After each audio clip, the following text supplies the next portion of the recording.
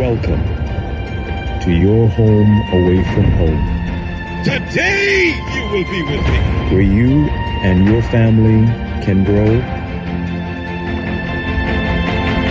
in more ways than you know. Welcome to a place where faith abounds. Do I have a witness in this place? And love abounds even more. I believe I have a few witnesses, but Leave your worries at the door, your burdens at the altar, and join us for a worship experience. what you cannot take away is the Christ within me. A church that stands for Christ. A family that stands with you.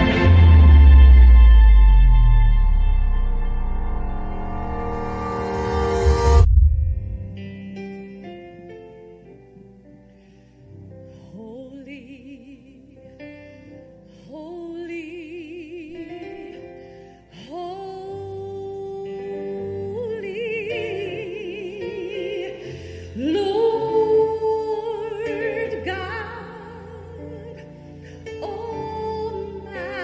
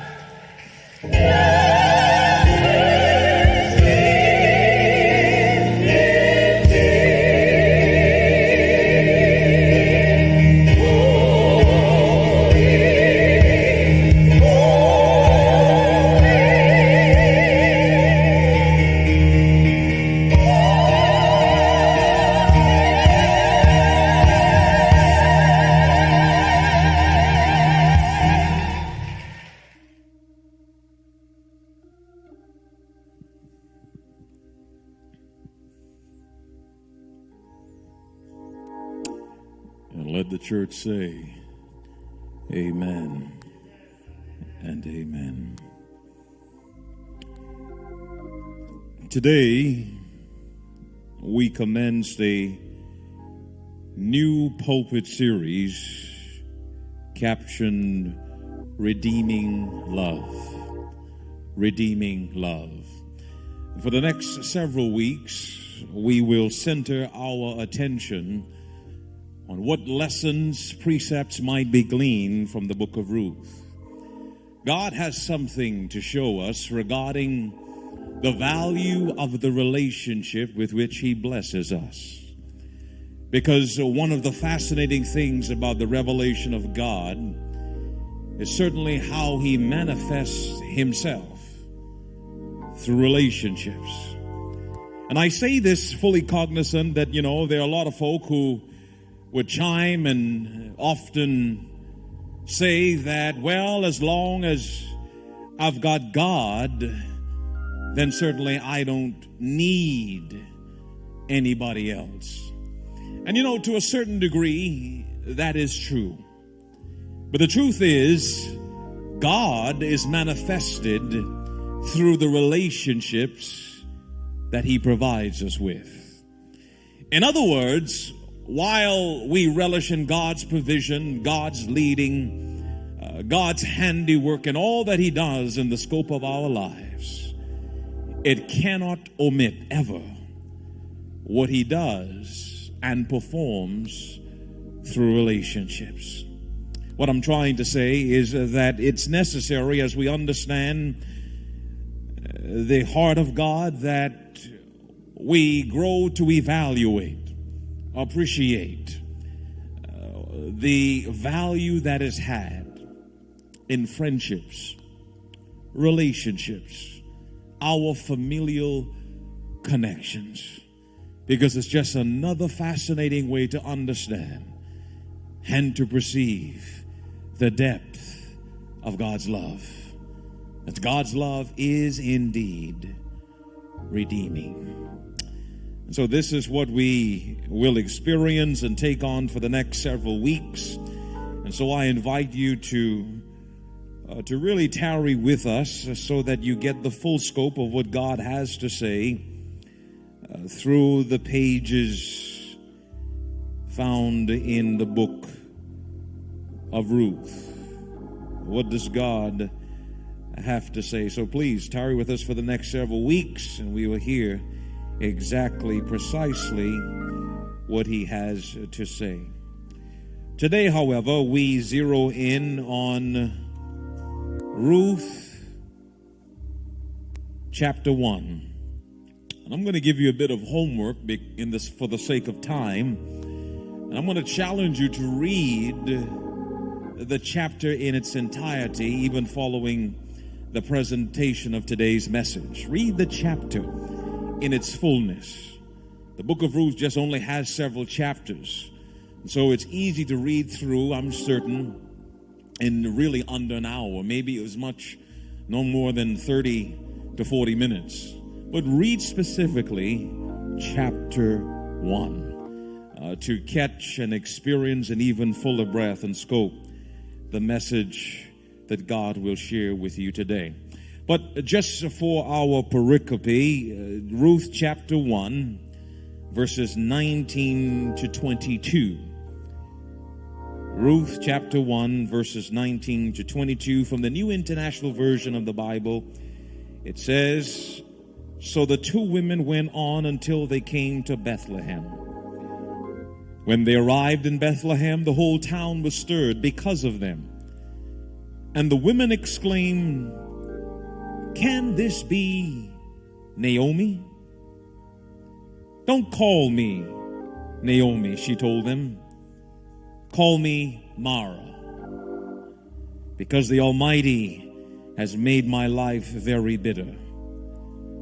I went away full, but the Lord has brought me back empty. Why call me Naomi? The Lord has afflicted me, the Almighty has brought misfortune upon me.' So Naomi returned from Moab, accompanied by Ruth the Moabite, her daughter-in-law, arriving in Bethlehem as the barley harvest was beginning. The message is entitled, Blinded by Pain. Blinded by pain. Just before I pray, our media team, I'm hearing an echo from the feed, hearing the echo from the duplicate feed. Let's pray. Father, we thank you for this moment. We ask, oh God, that your presence will be felt. We pray, oh God, that Jesus and his redemption for us might be experienced afresh. God, I pray that amidst everything, every distraction, this moment will be focused upon you. I pray, oh Father, that the Holy Spirit sent to be the teacher, to lead us into all truth, will have complete control of this message today and the messenger. In Jesus' name we pray. Amen. Amen. Amen. The book of Ruth rightly illustrates the work of God amidst the tragedies of life. It is easy to discern his doing during the joys that life affords. But as we see through the heartbreak of Naomi, it's harder to perceive his handiwork when everything has been seemingly taken away from us. Yet may I submit to you that whether it's dark or the sunshine beams across your face, whether you're crying or smiling, God will never leave you alone. A troubled member said to a pastor, "Where was God when my son died?" The loving pastor said to her as gently and as firmly as he could, "God was at the same place when my son died." Where is God when it hurts? Well, I submit to you today that God is in the midst. He is there in times of loss as much as he is there in times of plenty. And this, my friends, is the message behind the prologue of especially Ruth chapter 1, verses 1 through 5. These verses unfold for us the misery of Naomi. It begins in verse 1 by telling us the conditions her family faced. The text says, in the days when the judges ruled, there was famine in the land. And in the midst of this prevailing circumstance, we read about the decision of one Israelite family.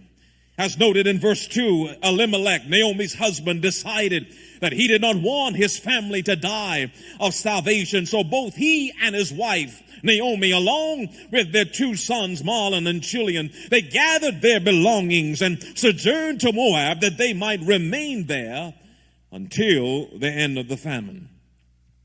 Moab was 50 miles east of Bethlehem, and on the other side was the Dead Sea. Historical records tell us that it was even visible really from the plains of Bethlehem. And it may have been precisely the reason why Elimelech chose Moab, because it was nearby. Most importantly, he chose it because there was food. There was food in Moab. There was bread in Moab, but no bread in Bethlehem. If nothing else, this is a signal that this famine in Bethlehem was probably sin-induced, because although Moab and Bethlehem were just 50 miles apart, there was famine in Bethlehem, but food in Moab.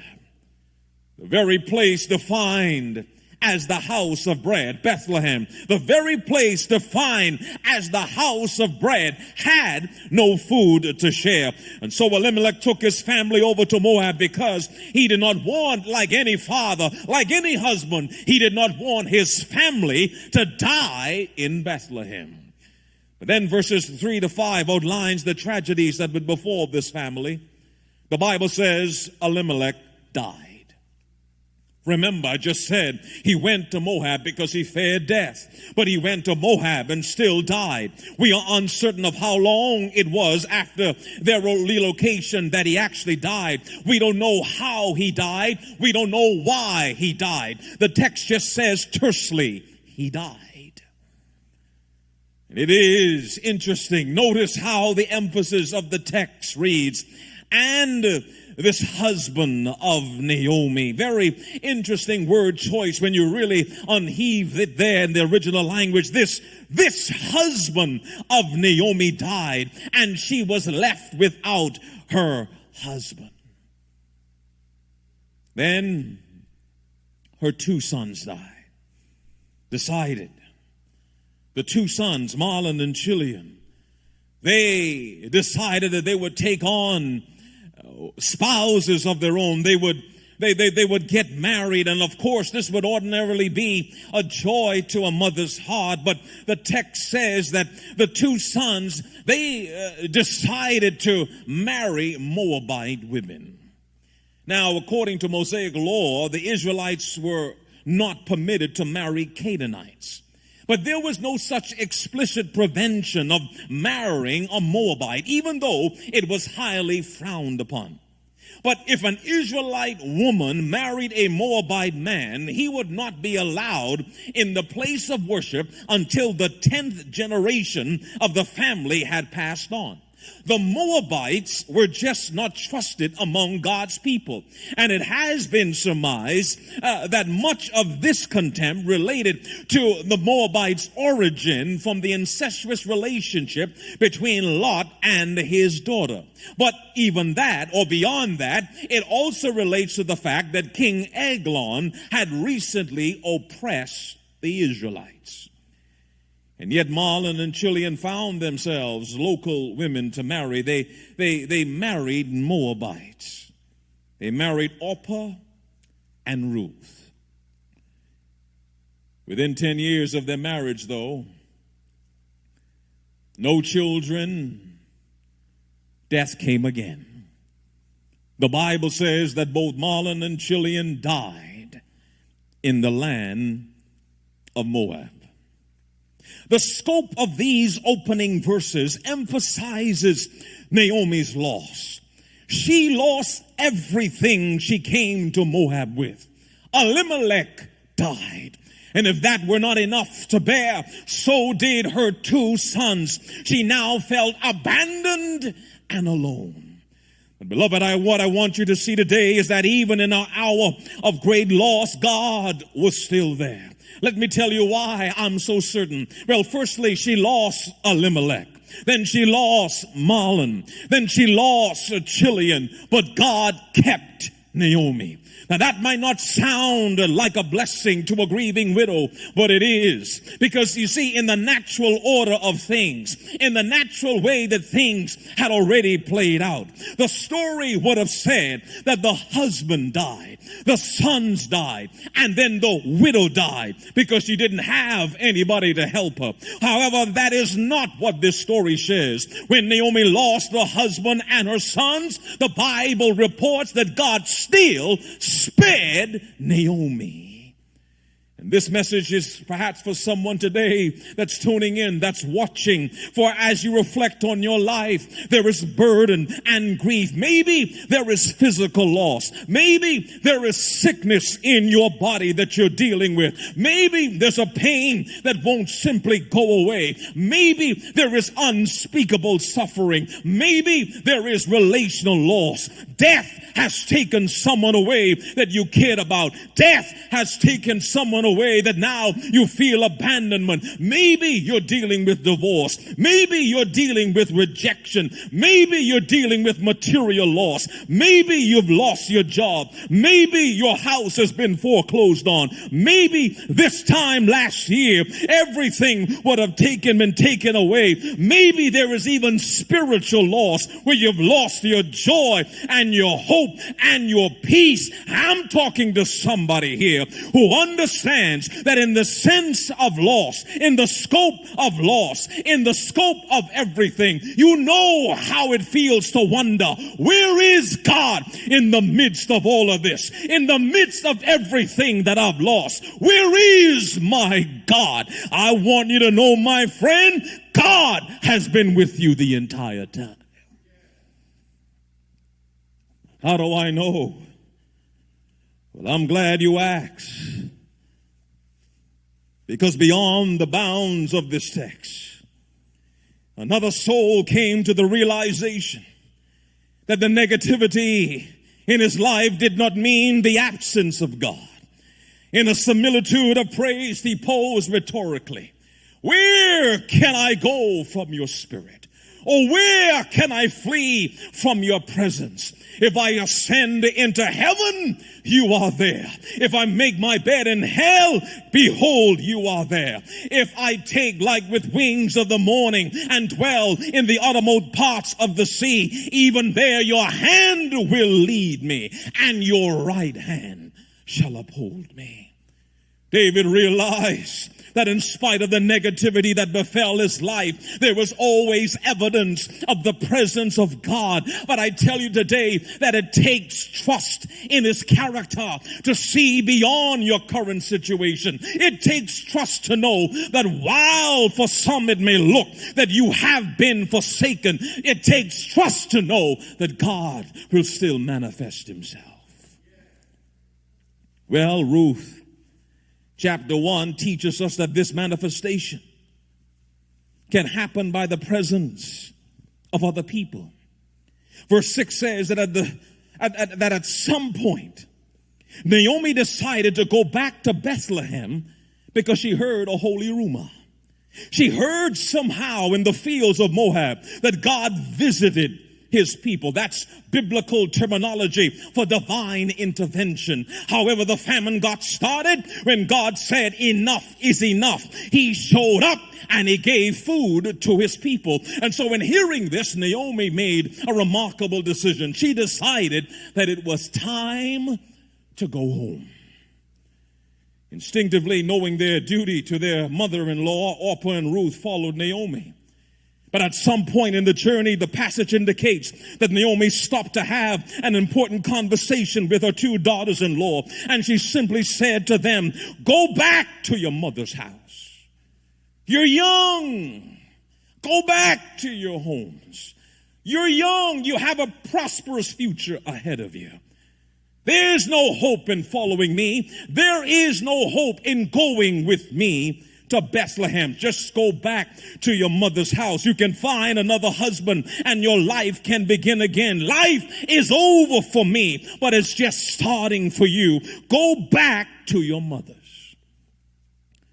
The text seemed to indicate that by her saying these words, Naomi's intention was to part with her daughters with but that word of blessing. Now, what I realize in Ruth chapter 1, if you're following along, and verses 8 and 9, here is the word of Naomi. May the Lord show you kindness. Now, here is the use of a word, a Hebrew word. It's hesed. And it refers really to the loyal love of God. What Naomi was intended to convey or intimate is, as you leave me, may the loyal love of God go with you. Verse 9, may the Lord grant that each of you will find rest in the home of another husband. That's an idiom for security. But then she kissed them to bid them goodbye. Now, part of scholarship has been critical in the evaluation of Naomi's initial intentions to return Orpah and Ruth to Moab, leaving really themselves or leaving these two to the influence of idol worship. But there is another side of scholarship. And this other side of scholarship acknowledges that Naomi spoke out of compassion for her daughter's future. She believed sincerely that life was over for her, but just beginning for them. And so it was really out of compassion that she exclaimed, I know you're obligated to take care of me, but I am telling you that you can go back to where you were raised. You can go back to the place that you have long known as home. You can go back to your place of refuge and start life over again. But the two girls said, no, we are going back to your homeland with you. And so Naomi, after losing that argument, raises another one. In fact, I say often if this was her custom, I doubt that before Elimelech died that he ever won an argument with Naomi, because Naomi just knew how to get a point across. She said to these young ladies, return home, my daughters. I wonder if you got that. It literally means in the original language, daughters, not daughters-in-law. These were daughters-in-law, but Naomi didn't view her in-laws as outlaws, if you know what I mean. She claimed both Ruth and Orpah as her daughters, and then she told them why. I don't have any sons to come from my womb that you may marry. Now, it's important that we not whisk over this observation Naomi makes, because it's really what weaves through the book of Ruth. The reason she gives alludes really to the levirate law of Deuteronomy chapter 25. This law states that if a man died without bearing sons, his brother was to marry his wife and produce an heir in the interest of posterity. That is, if she is actually able to bear children. But Naomi said, I don't have any sons to give you. Frankly, I'm too old to get married now. But even if I had some hope, and I got married tonight, and I got pregnant tonight, are you going to wait around 20 years for those boys to grow up? This was Naomi's argument. And they were really based on physical realities. But in her mind, there was an argument. There was an argument greater than that. One based upon her theological convictions. And it's noted in verse 13. No, my daughters, for it grieves me very much for your sake that the hand of the Lord has gone out against me. Now, the positive takeaway is that Naomi recognized the sovereignty of God. Consider how she observed it. She said, the Lord's hand. Essentially, nothing just happens. The Lord's hand is the one that orchestrates life. Naomi did have confidence in the sovereignty of God. She knew what the existence of God meant. However, the problem for Naomi was that she questioned the goodness of God. Again, she said, the Lord has turned against me. You still bitterly with me, the text says. You see, she could not see the goodness of God in the midst of this trial. So Naomi concluded that God himself must be working against her. She went through a Job-like experience, yet instead of acting and responding like Job, she actually responded like Job's wife. She should have responded, though, like Joseph, who went through a similar situation, hauled off to a foreign land and suffered loss there. But you remember what Joseph said to his brothers, I'm not going to even get even with you, because what you meant for evil, God meant it for good. But unfortunately, Naomi became so embittered by her circumstance that she could not see the goodness of God. Essentially, she told Ruth and Orpah, listen, ladies, I'm cursed. God is working against me, and the best thing for you is to get away from me as far as you can. God is working against me, and you don't want to be in the vicinity of this calamity that has continued to fall upon me. So after really such an impassioned plea, Orpah kissed her mother-in-law and returned home. But Ruth really cleaved to Naomi. Cleaved is a text that appears in one of the translations of the King James, and it's the word used in Genesis chapter 2 and verse 24, where the Bible says that a man would leave his father and mother and cleave to his wife. But in this case, this was Ruth cleaving to Naomi. What she did in doing so, she shared one of the most memorable pledges of the Bible in Ruth chapter 1 verses 16 and 17. Don't urge me to leave or turn back from you. Where you go, I will go. Where you stay, I will stay. Your people will be my people, and your God shall be my God. Where you die, I will die, and there I will be buried. May the Lord deal with me, be it ever so severely, if even death separates you and me. What a moving pledge. What a moving covenant. So moving that later on they would use this pledge mostly at weddings. But what Ruth committed to was really something greater. You see, marriage is just until death that you part. But in verse 17 rather, the Bible records Ruth as having said, where you die, I will die. I'm not going to even separate from this place. Your remains, wherever they are buried, I'm going to make sure that mine are buried there too. In fact, where you decide to die is the place I will decide also by God's own providence to exit this life. And in calling on the name of God, she said, the Lord do so to me and more also, if anything but death parts you and me.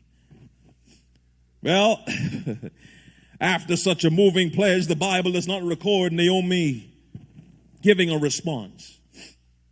I mean, but who can respond after that? There was no response. And so the text just simply indicates that the pair made their way to Bethlehem. But I really want to zero in on Ruth, because Ruth illustrates the character, interestingly enough, of a godly woman. Confidence in God, loyalty and loving towards others, possessing hope in despairing circumstances, strength in suffering, unmoved in the unfolding of an uncertain future. These are all attributes of a godly woman. But even more than that, Ruth's pledge to Naomi is meant to say to us that God is with us in difficult times, and he oftentimes reveals himself in the company of other people. Now, we don't always like that. But this story teaches us to accept that this is just simply how God often chooses to work. Sometimes you're looking up, waiting on God to show up, when you ought to just be looking at what's around you and wait for God to show up. I'll say it again. God has a way of demonstrating his presence through the lives of other people. Some of the same individuals that you're blessed to have in your life. But what I found interesting, and hear this, saints, hear this, beloved. What I found interesting about Naomi's response to the impassioned plea of her daughters to remain was her implicit perception regarding the transactional nature of their relationship with her.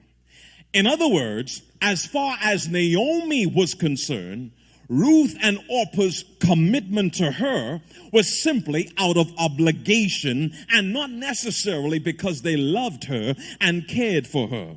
She was the mother of their spouses. So if her sons were now deceased, of what good was her to her daughters-in-law? But ironically, it is by Naomi's tragedy that she comes to understand the depth of her daughter's love for her, and certainly by Ruth's ultimate commitment to not leave her side when her mother-in-law was at her lowest. Well, beloved, I must tell you that the genuineness and strength of the relationships we nurture are fully revealed when we are at our lowest. It's not when the going is great that we know our biggest supporters. It's when we are flat on our backs. It's when we have nothing to offer but a choice to abandon or abide. And may I say even more pointedly, it's in that moment of vulnerability that we know the characters of those closest to us by how they treat us. According to Dr. Orville A. Brown, and I quote, "The true character of a person surfaces when that person believes that you are at his or her mercy. A kind and a gracious person will be gracious to you. A wicked, heartless person will be merciless to you." Well, I say, friends, that we all need to be surrounded by Ruth-type friends. We need some Ruth-type personalities in our lives. We need some Ruth-type family members. But what also lies here is a revelation about God himself.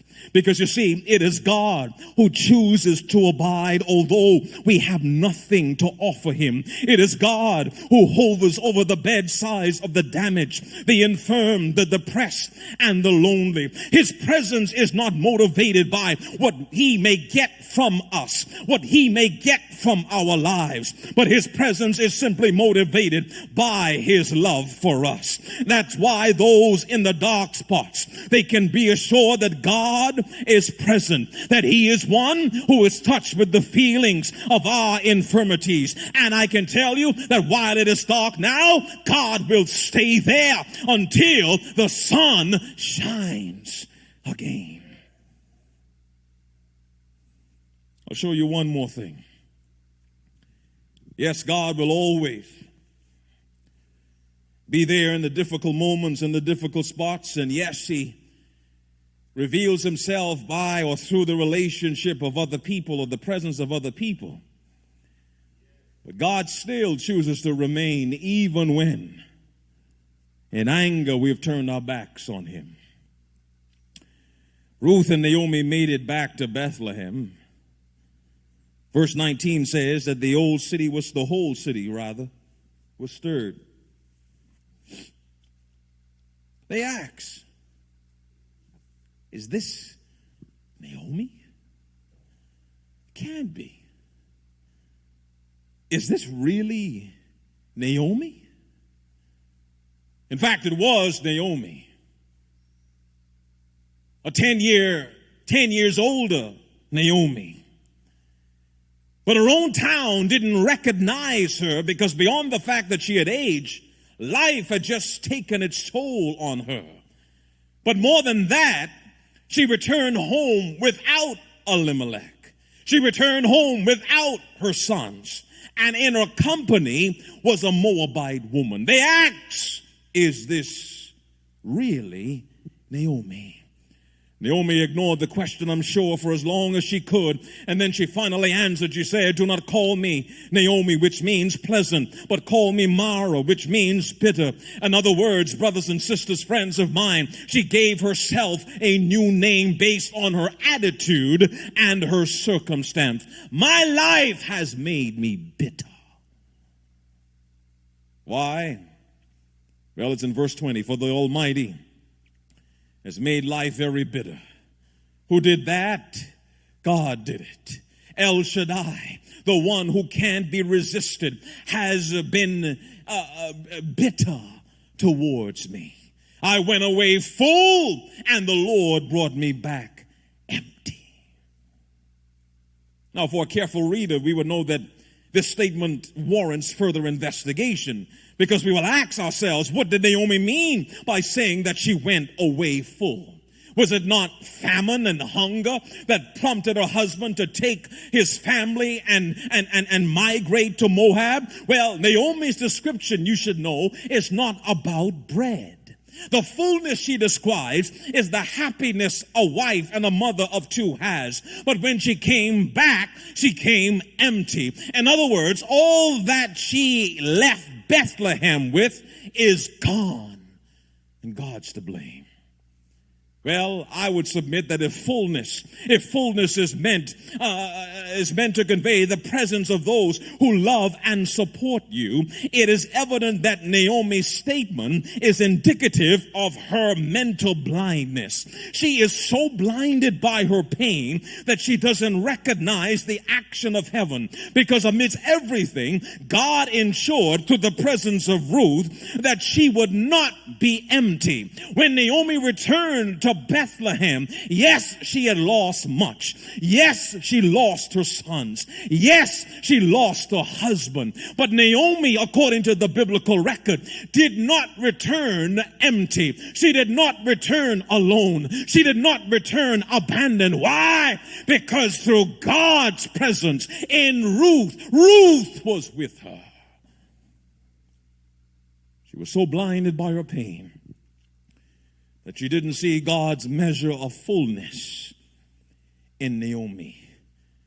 Again, we can be so blinded by pain that we may never see what God or whom God has provided to get us through. God is not just manifested in the ways that we know and understand and perceive through the sacred pages, through the miracles of Scripture, but God can use even ordinary people. Again, Naomi got it right and wrong at the same time. Yes, she knew it was the sovereignty of God that brought her back, but she didn't count it as his goodness, because if God was good to her, then she would not come back empty. She said, the Lord has testified against me. The Lord has been working against me. And not only did she think it, but she said it as well. I'm glad to know that God did not choose to strike her where she stood. I'm glad to know that God does not abandon you and me, because when we hold him responsible for every evil that befalls us. In fact, God expects that we would oftentimes experience spiritual anger. Because you see, I've come to appreciate, beloved, that God welcomes those honest prayers. Sometimes when we're locked in those prayer closets in our moments of hurt, we get all confuddled and all bungled up by trying to render platitudes rather than pouring out what our hearts really feel, saying all the things that really, really weigh us down. God wants that you will express your pain. What do you think the book of Psalms is about? That's why some folks really can't get the breakthrough. It's not being honest with God. So busy focused on presenting a certain image to God that you're not bearing your soul before him. But I'll tell you this, when I'm angry, I let God know that I'm angry. When I'm disappointed, I let God know that I'm disappointed.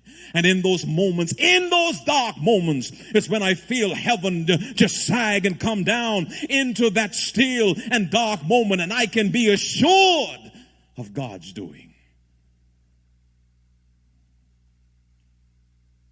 God wants that you would give him everything, or tell him everything rather.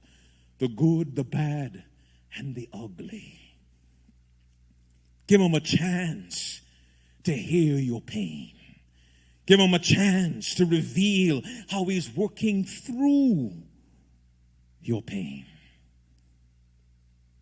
I'm glad that Naomi spoke that way,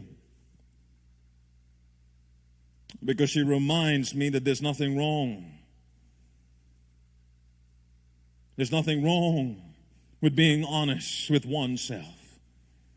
She also reminds me that there's nothing going on in my life that I can tell God about. I can tell God even when I'm upset with him. I can tell him, why have you treated me like this? I can ask him, why have you done this thing to me? Why am I so embittered, God? But even after after we have rolled all over the floor, even after we have done our stomping, even after we have done our ranting, after all of that is over, we must pause to hear the still small voice of God. And this is something that Naomi did not do, because the same visitation that brought bread back to Bethlehem is the same visitation that withdrew it years before. The cause of the famine was directly related to the covenantal nature, or curse rather, that God had outlined to the people if they had rebelled. You read those curses in Deuteronomy chapters 28 and Leviticus chapter 26.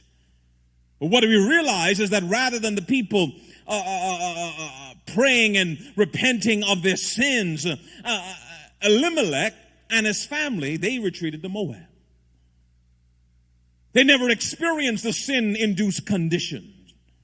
They never shared in the sins that the people bore. They simply devised a way to evade God's judgment. But who can run from the judgment of God? And the good news is that God is merciful and he allows Naomi to come back.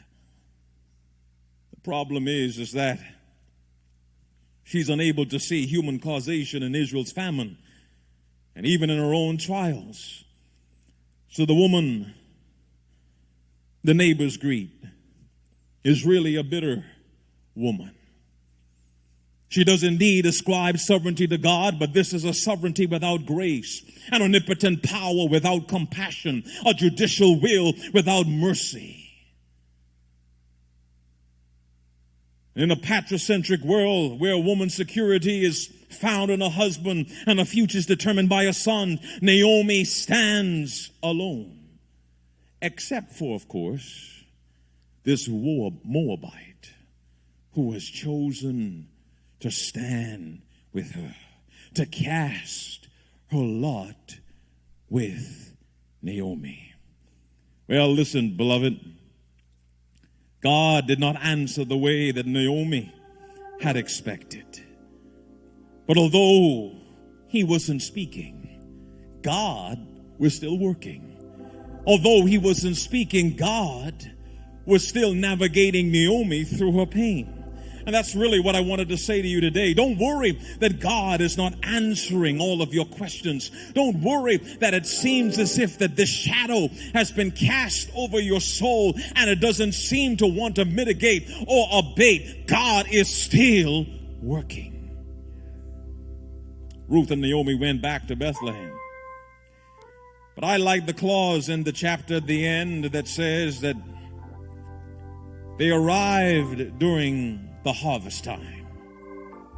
They arrived at barley harvest. That reference to the harvest is actually explained in chapter 2. So you got to tune in next Sabbath for that.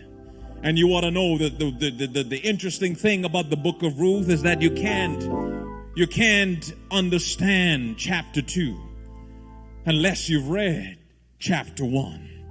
You can't understand chapter 3 unless you've read chapter 2. In chapter 4, Obed is born. And from Obed, you get Jesse. From Jesse, you get David. And from David, you get Jesus. And from Jesus, you get the cross. And from the cross, you get the tomb. And from the empty tomb, my God, you can get a brand new life. God may not explain everything that he's up to, but you just keep trusting. Keep believing. Keep praying. Keep doing what is right. Keep singing to the Lord. Bask in the love of those around you. And believe that God is working even when you can't see it. Even when you're blinded by that real pain. Rest and abide knowing God, he's navigating you through it. Pray with me, won't you? Father in heaven, I just want to pause here and just really thank you. Thank you for the scope of your provision and love for us. that even when we have nothing left to give, you choose over and over again to abide and remain with us. To not abandon us or leave us to our mess, but to sit with us in the dark spots. To minister to us in the tough moments. To catch our tears in the dark watches of the night. When we're broken and shattered, we're grateful to know that our Father, who reigns, who rules the universe, can find his way into our bedrooms, can find his way next to our hospital beds, can find his way next to our brokenness. When we have nothing left, when we think that we're just on empty, God, you've chosen to still be there, to remain, to abide. And for this we thank you. But oh God, I pray today for those who are navigating the valley that seems like the valley of the shadow of death. The pain is so deep that it seems as if death is even a better alternative. God, I pray that they would be assured in this moment and in this hour that they are cradled in your loving and everlasting arms. That while it is painful, heaven does not ignore the pain, but heaven carries them through it. Lord, as they're blinded and understandably so by the pain that befalls them, God, I pray that through the orchestration of your providence and your hand, that one day soon the sun will shine again. That one day soon the vision of Jesus, the vision of God will be glorious, will be jubilant, will be triumphant. That there will be renewed life. That there will be a celebration. That there would be a testimony. That when I thought that I was by myself, God carried me through. He stayed with me. And he carried me through my pain. May that be the experience of someone that's struggling today.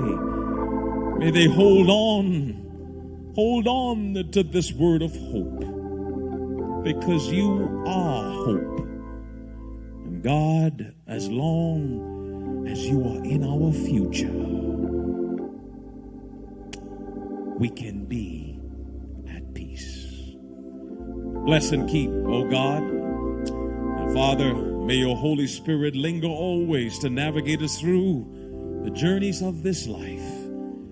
For thine is the kingdom, the power, and the glory, forever and ever. Amen.